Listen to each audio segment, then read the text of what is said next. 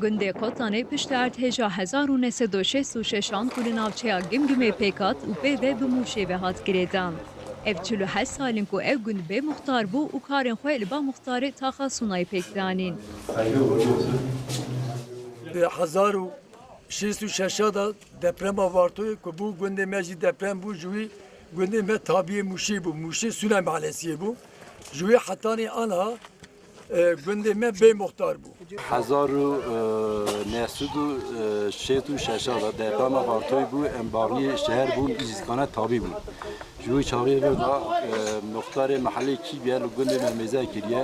Welatî di 2013 de çûn referandumê.